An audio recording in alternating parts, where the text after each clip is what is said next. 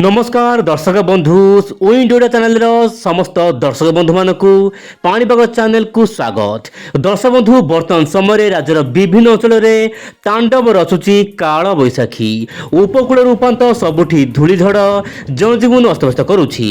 गत 24 घंटा मध्य केन्द्रापड़ार राजकनिका हो पारादीप अंचल में धूलीझड़ जनजीवन को अस्तव्यस्त कर बर्तमान समय आज केतक अंचल प्रबल वर्षा सहित वज्रपात रही। वर्तमान स्थिति रे दर्शक बंधु सैटेलाइट इमेजरू यह बयान होउछि ओडिशा को वर्तमान बादल संपूर्ण रही जहाँ कि ओडिशा विभिन्न अंचल में बड़ धरणर वर्षा आशंका। मोबाइल स्क्रीन देखि पारथि दर्शक बंधु ओइंड ओडिया चैनल माध्यम पाणीपाग विभाग सतर्क सूचना अधा ओडिशा को वर्तमान काल बैशाखी अलर्ट। केन्द्रापड़ा भद्रक बालेश्वर मयूरभंज जिलार केतक अंचल में प्रबल बिजुली घड़ सहित वर्षा हो पारे ऑरेंज अलर्ट। ता सहित उपकूल रूपांत जगतसिंहपुर कटक भुवनेश्वर में वर्षा रही पारे। पुरी गंजाम गजपति रायगड़ा संबलपुर नुआपड़ा बड़गड़ ता सहित अनुगुल ढेंकानाल जाजपुर यह सहित जो रोचे आपंकर झारसुगुड़ा सुंदरगढ़ केउझर देवगढ़ यही सब जिला मानक मध्यम धरण वर्षा हेब स्थान विशेष प्रबल वर्षा सहित बिजुली घड़घड़ सहित वर्षा हो पारे। दर्शक बंधु ओइंड ओडिया चैनल आपको पूर्व जो भाई भाव सूचना देता बर्तमान ताही बर्तमान देखा मिलूँ। किछि दर्शक बंधु कमेंट रोचे आपण खाली फरफर होउछंती किंतु वर्षा हो नाही। दर्शक बंधु कहबो चाहिबी खरा दिनिया वर्षा केबे भी आसी पारे अचानक आसी पारे किंतु आमे केवल पूर्वानुमान करि परिबा किंतु वर्षा को आमे वर्षा करि परिबा नाही कारण पाणीपाग होउची पूर्वानुमान साइंस।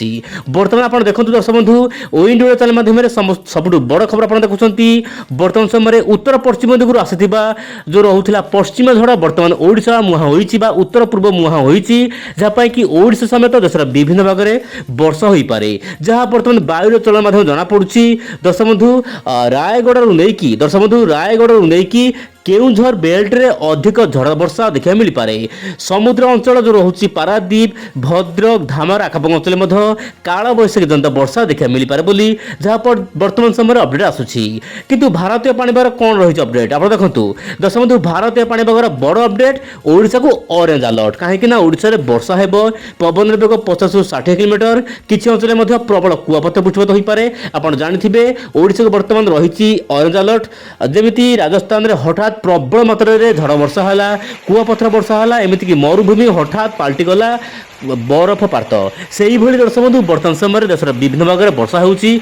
झारखंड में वर्षा हो पारे गंगेटिक वेस्ट बेंगल में झड़ वर्षा बा काला बैशाखी येलो अलर्ट रही।